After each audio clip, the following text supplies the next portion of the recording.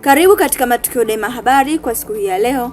Huu hapa ni muktasari wake. Mwili wa William Lukuvi wagwa bungeni Dodoma. Nimejaa kwa nini nyingi sana kichwani na kifuani na majonzi.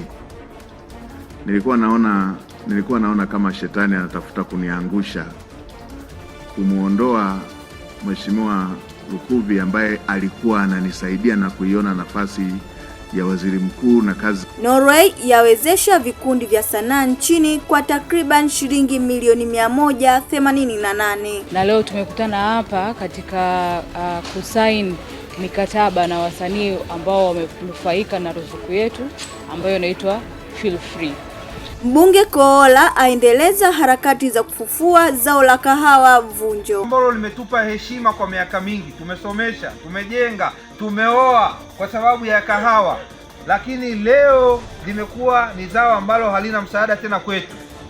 Utafanya nini kutusaidia zao hili liamke? Na ndipo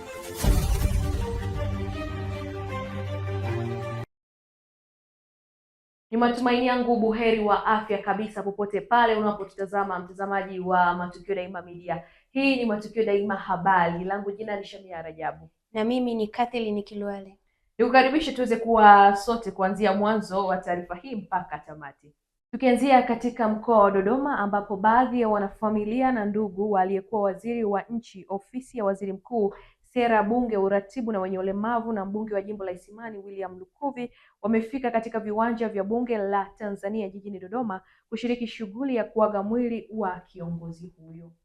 Shughuli hiyo imefanyika leo ikiongozwa na Waziri Mkuu wa Jamhuri ya Muungano wa Tanzania Daktari Mwigulu Nchemba, huku viongozi mbalimbali wakimwelezea marehemu Lukuvi kuwa alikuwa kiongozi mzalendo aliyetumikia taifa kwa uadilifu. Nimejaa kwa nini nyingi sana kichwani na kifuani na majonzi. Nilikuwa naona kama shetani anatafuta kuniangusha, kumuondoa Mheshimiwa Lukuvi ambaye alikuwa ananisaidia na kuiona nafasi ya waziri mkuu na kazi za waziri mkuu kwamba ni kazi zinazoweza kufanyika kwa urahisi. Katika kipindi kifupi nikiwa nimeona tunaenda vizuri, tumepanga majukumu mengi, tumepanga namna tutakavyoliendea bunge, tumepanga namna tutakavyoendea dira mpya. Ghafla unasikia ndugu unayepanga naye, kiongozi unayepanga naye anaondoka ghafla bila kuwa amesikitika kwamba ana jambo linalomtatiza gumu la kiafya. Hakika tunakushukuru sana Baba Paroko kwa mahubiri yako ya leo. Imekuwa tu sio misa ya kumsindikiza mwenzetu, bali imekuwa elimu ya kila Mtanzania ambayo itatusaidia Watanzania kudumisha undugu wetu, uungwana na ubinadamu wa kila moja, huku tukijua sote njia yetu ni hiyo hiyo. Amesema Mheshimiwa Makamu wa Rais mstaafu Daktari Mpango kwamba siku hizi tunatumia vibaya mitandao. Baba Paroko, wewe mwenyewe katika mahubiri yako pote nilikuwa nakusikiliza, umetumia neno tuki, tuta, ukiwa unaonesha na wewe ni binadamu kama sisi. Ukiwa unaonesha na wewe safari yako ni kama yetu sisi. Lakini sisi huko mitandaoni wapo wengine wakiandika utadhani ni Mungu kaandika, kama vile wao haya mambo hayawahusu kabisa. Utasikia mtafanya hivi. Ukimwangalia mtu mwenyewe anayeandika hivyo amesha dhulumu tu, hata sio msafi, ana madeni kibao na utaperi mwingi. Basi Mheshimiwa hayati William Lukuvi, sifa zake ni nyingi na zimekwisha kuelezwa. Mimi naomba tu niseme kwamba ndani ya serikali na ndani ya bunge Mheshimiwa Lukuvi alikuwa ni hazina kubwa. Tumemtumia mara nyingi sana kufunda mawaziri, kuwakumbusha wajibu wao ndani ya serikali, lakini pia ndani ya bunge alikuwa ni mahiri kabisa. Lakini alikuwa na lugha yake ambayo ilikuwa inarahisisha kazi. Mimi nakumbuka nilipoingia bungeni nikiwa waziri wa fedha, nikiwa mchanga kabisa katika siasa, alikuwa ni nguzo kubwa ya kunielekeza taratibu za serikali ndani ya bunge. Na wakati vyuma vimebana, nakumbuka siku moja tulikutana, akaniambia, mdogo wangu,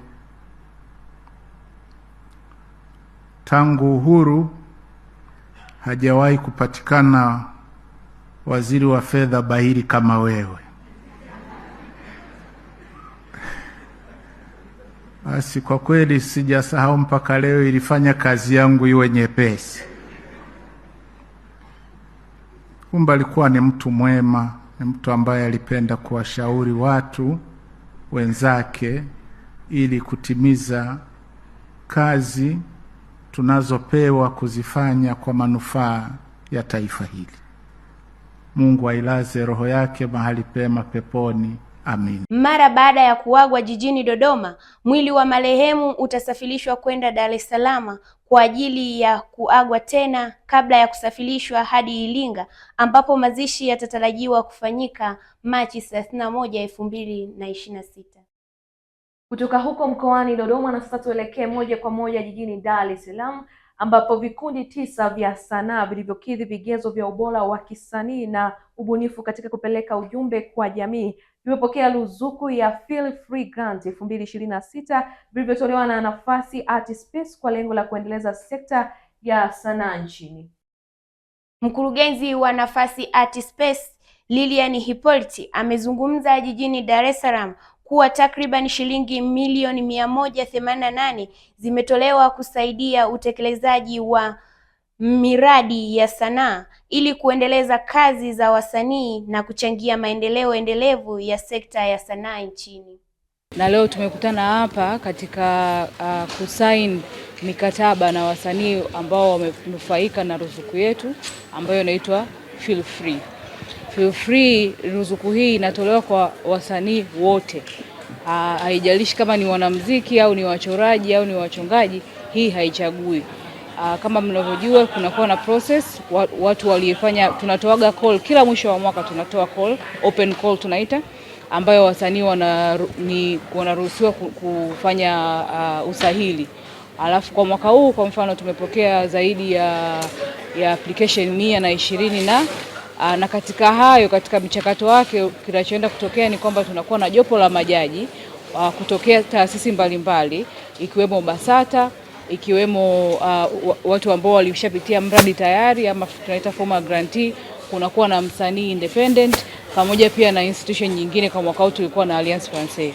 Jopo hilo la majaji linapitia application zote moja moja na kusoma na kuzipa marks. Naitwa Lilian Hippolyte Mushi. Lilian Hippolyte Mushi. Okay, mimi kwa majina naitwa Leandra Limo, ni mnufaika wa Feel Free program ya mwaka 2023. Project yetu kipindi kile ilikuwa inaitwa Rebuilding Futures. Mimi ni mwanzilishi wa kampuni inaitwa Refixit Limited na tupo hapa Dar es Salaam. Na Rebuilding Futures ni kati ya programs ambazo tumewahi kufanya ambazo tulikuwa tunafanya impact kwenye community. Wakati tunafanya Rebuilding Futures, lengo lilikuwa ni kufanya impact kwenye magereza, maanake kule wanakuwa wanafanya training tofauti lakini hawana mahusiano na watu wa nje. Kwa kipindi kile tuliandika ule mradi na tulienda kufanya ule mradi, ulifanyika Mbeya ambapo wafungwa 10 waliweza kupata mafunzo tuliofundisha, na mmoja kati yao waliweza kutoka mwaka jana, na mwaka huu January amejiunga, yuko anafanya kazi Refixit, ambayo ni kampuni ambayo nimeianzisha. Kwa hiyo katika vitu ambavyo Feel Free Grant inakupa ni kuweza kutengeneza mahusiano na jamii, ambapo either kama ni mtu binafsi una wazo, una project, ama una kampuni ambao una wazo, una project, unaweza kwenda na kufanya impact au kushirikiana na jamii mbalimbali. Naitwa John Kitime. Siku hizi nimekuwa nashughulika zaidi na kukusanya historia ya muziki wa Tanzania. Kwa hiyo na nafasi yangu na chumba changu, ofisi yangu hapa nafasi ambayo nafanya shughuli hiyo. Lakini safari hii nitaka kutekeleza ndoto ambayo ilianza mwaka 99. Mwaka 99 niliwahi apply kwa ajili ya fund kwa ajili ya mradi kama huu wa kukusanya nyimbo za watoto wadogo za kiasili. Na ilishindikana mwaka 99, na saizi nilipoanza kupiga mahesabu hali imezidi kuwa mbaya zaidi, kwa ndio niliomba hii grant ya hapa Nafasi Art Space ambayo nitashughulika na makabila 4, Wahehe, Wakinga, Wabena na Wazungwa, kujaribu kupata nyimbo zao, at least nyimbo 5 za asili kutoka kwenye kila makabila hayo. Free ni ujumuiki wake ni kwamba wasanii hatuwabani katika box, wanakuwa na uhuru wa kusema hichi ndio wanachotaka kufanya. Kwa hiyo inakuwa vizuri zaidi kwamba hii grant inawasaidia wasanii kuexpress chochote walichofikiria kama kinachokuwa kinaendeleza sanaa katika taasisi na taasisi ya nchi yetu. Kwa mwaka huu wa awamu ya 6 tulipokea 122 application nyingi kwa shortlist 24. Kwa sababu katika 24 tukabidi tuchague 9 tu, ambao leo wote 9 ndio wananufaika na hii ruzuku ambayo imetolewa na ubalozi wa Swiss na ubalozi wa Norway. Nafasi ilipokea mwaka huu milioni 188 katika ruzuku ya mwaka huu ya awamu ya 6, ambao itaenda kwa hawa 9 ambao wamechaguliwa kuendeleza sanaa watazozisoma sasa hivi.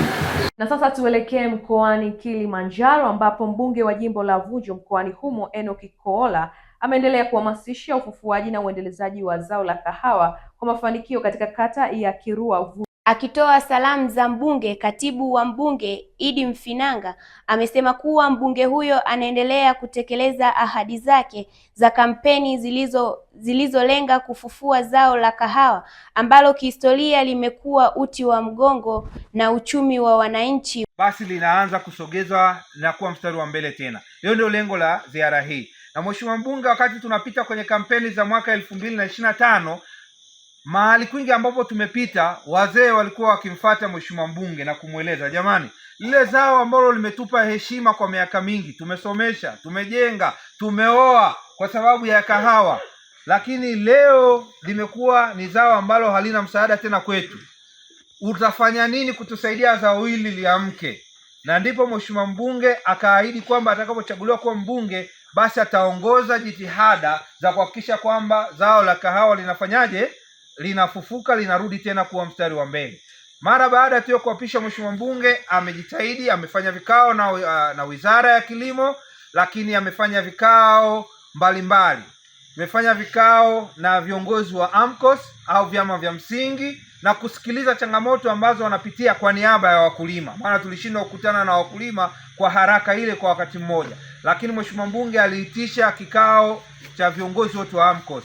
Tukasikiliza zile changamoto. Na moja ya changamoto yalikuwa ni madeni mbalimbali ambayo wakulima wanadai KNCU.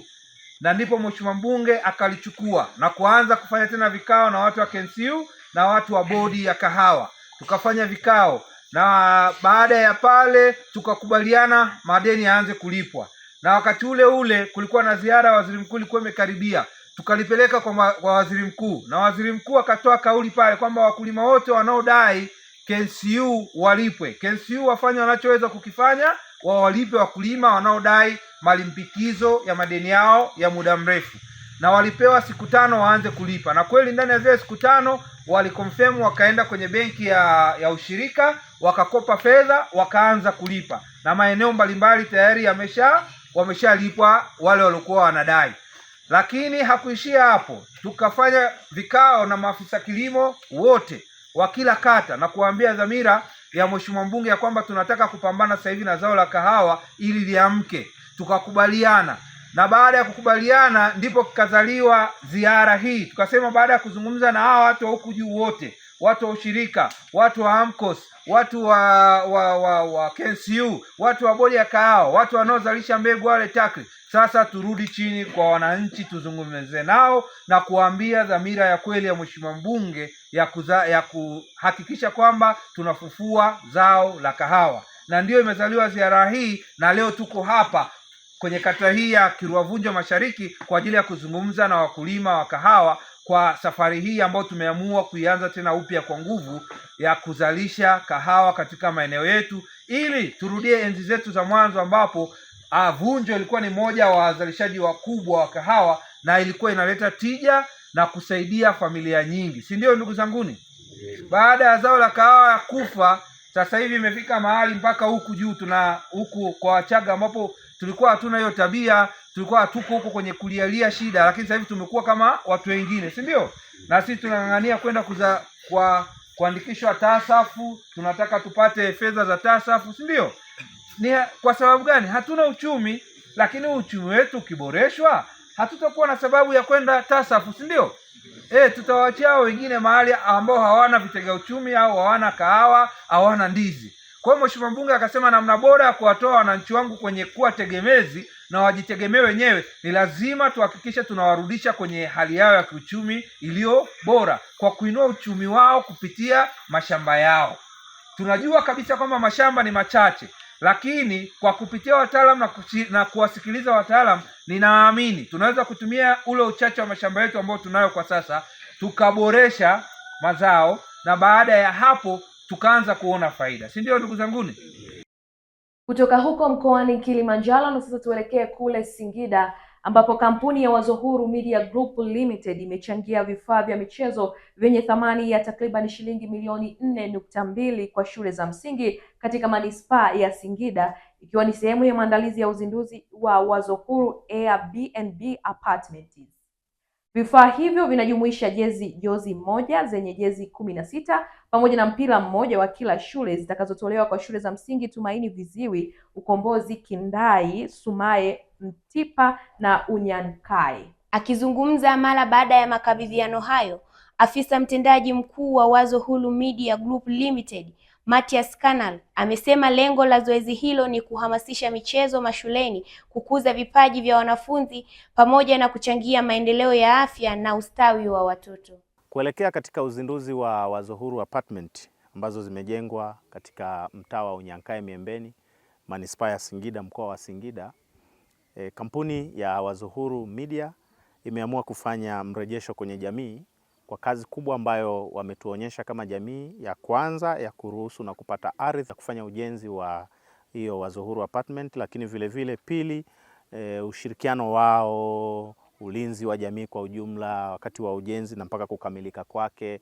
Tumeamua kufanya jambo moja kubwa na la msingi katika manispaa ya Singida, ambapo tumegawa vifaa vya michezo kwenye shule za msingi 6 ikiwemo shule ya msingi Unyankai ambayo ndio inabeba jina la mtaa ambao umejengwa mradi, lakini vile vile shule ya msingi ya Tumaini Viziwi ambayo nayo tumeitembelea na kuipatia vifaa hivyo vya michezo. Lakini sambamba na hiyo tumekwenda shule ya msingi Ukombozi na vile vile tumekwenda shule ya msingi Kindai na shule ya msingi Sumai, lakini shule ya mwisho ni shule ya msingi Mtipa. Na katika shule hizi zote tumepeleka vifaa vya michezo.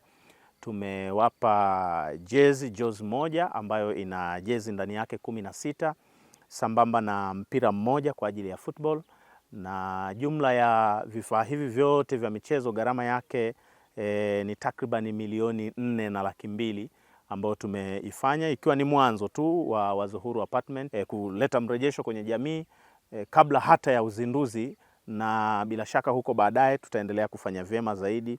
Tunaushukuru sana uongozi wa manispaa, hususan mkurugenzi, lakini afisa elimu wa msingi, lakini vile vile afisa michezo na utamaduni kwa namna ambavyo wametuonyesha ushirikiano na kufika katika hizo shule kwa ajili ya kuhamasisha michezo. Na kama tunavyofahamu, michezo ni chachu hakika ya kufanya kwanza mwili kuwa salama, lakini vile vile kwa vijana wetu hawa ambao wanasoma, kuwafanya basi walau akili zao kuwa katika uahueni mkubwa na uwezo mkubwa wa kufikiri.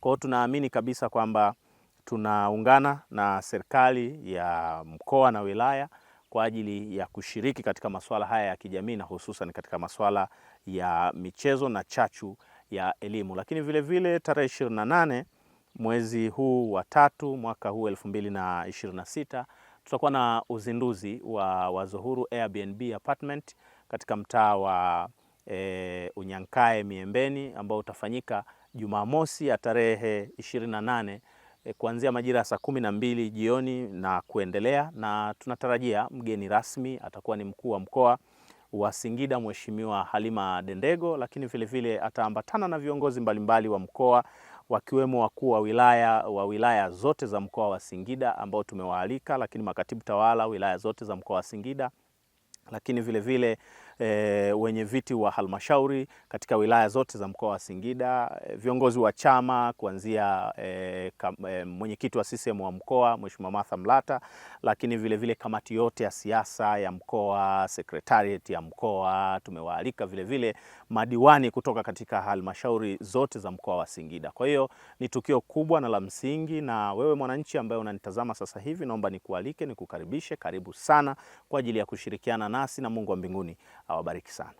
Tukirejea katika mkoa wa Dodoma, ambapo Tume ya Ulinzi wa Taarifa Binafsi PDPC imezitaka taasisi zote za umma na binafsi zinazokusanya na kuchakata taarifa binafsi ambazo bado hazijajisajili katika tume hiyo kufanya hivyo haraka iwezekanavyo kabla ya Aprili 9, 2026. Tume hiyo imesema mara baada ya tarehe hiyo utekelezaji kamili wa matakwa ya sheria utaanza, na yoyote atakayebainika kutozingatia takwa hilo atachukuliwa hatua kali za kisheria. Mkurugenzi mkuu wa tume hiyo Emmanuel Mkilia amesema adhabu kwa atakayekiuka ni pamoja na faini au kifungo kisichozidi miaka 10 jela au vyote kwa pamoja. Kuanza kwa utekelezaji wa sheria ya ulinzi wa taarifa binafsi sura ya 44 ya ukomo wa mwisho wa usajili wa hiari ambao unaishia tarehe 8 April 2026.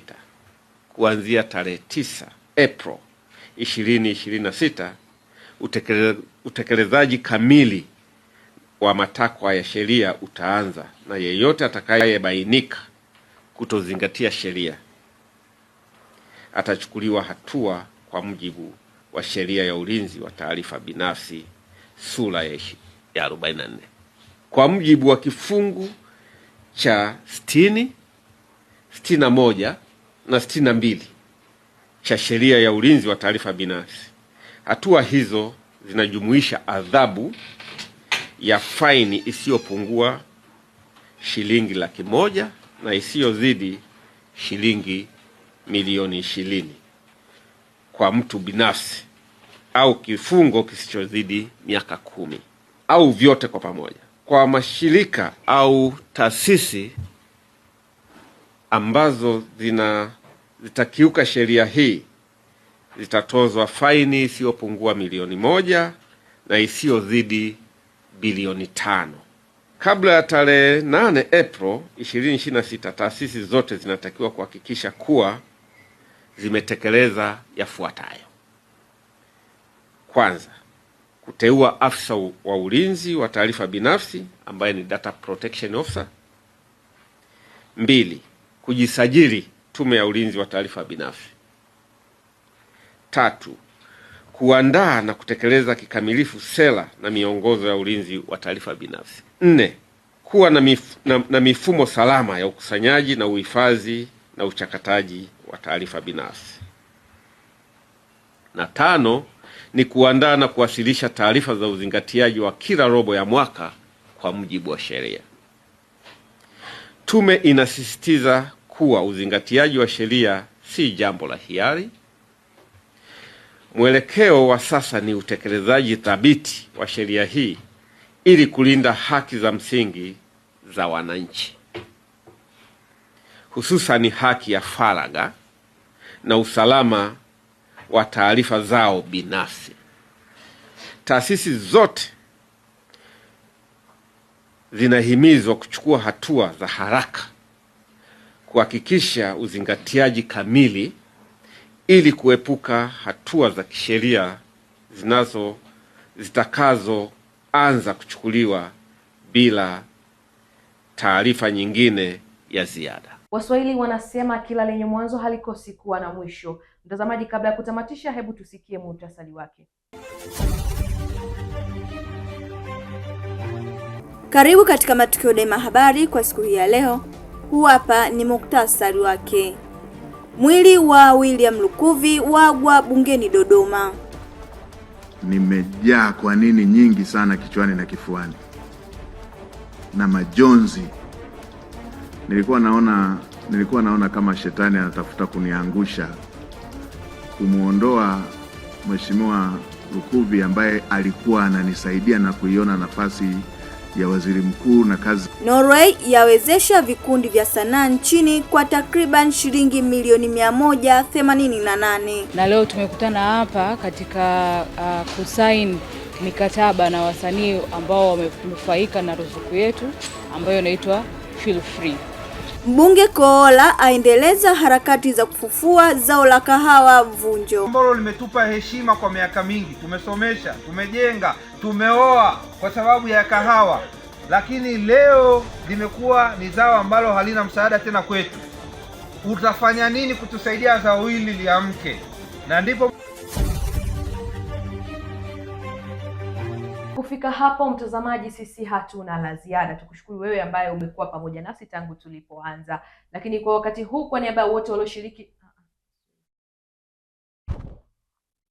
kwa kufika hapo, mtazamaji, sisi hatuna la ziada. Tukushukuru wewe ambaye umekuwa pamoja nasi tangu tulipoanza. Lakini kwa niaba ya wote walioshiriki kuandaa taarifa hii ya habari kwa siku ya leo, langu jina ni Shamia Rajabu na mimi ni Kathleen Kilwale. Niendelee tukukumbusha kwamba usiache kuendelea kutufuatilia pia katika mitandao yetu mingine ya kijamii ikiwemo Instagram, Facebook pamoja na X kwa jina moja la Matukio Daima Media. Asante, uwe na siku njema. Natural Mineral Water inapatikana katika ukubwa mbali kwa matumizi rahisi na ya uhakika. Chagua maji unayoyaamini, chagua ubora unaostahili, chagua CF Natural Mineral Water. Kwa mawasiliano na kuweka oda, wasiliana nasi kupitia 0762 123 736 au 0769 440 834 au barua pepe cfcompany100@gmail.com. CF Natural Mineral Water, maji yenye madini asili kwa afya na uhai wa kila siku.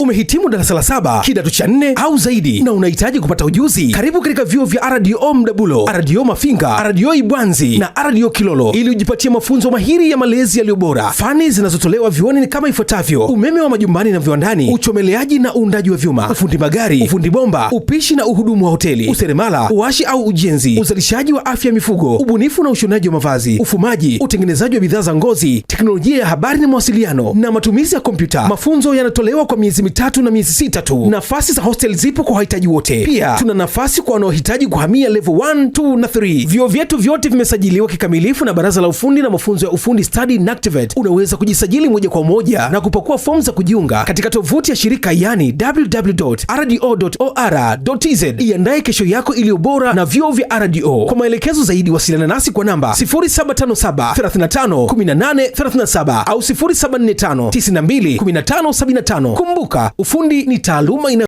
Nikwambie kitu mtazamaji wa Matukio Daima. Clock Kefu ni moja tu. Tofauti ya Clock Kefu na sehemu nyingine ni moja.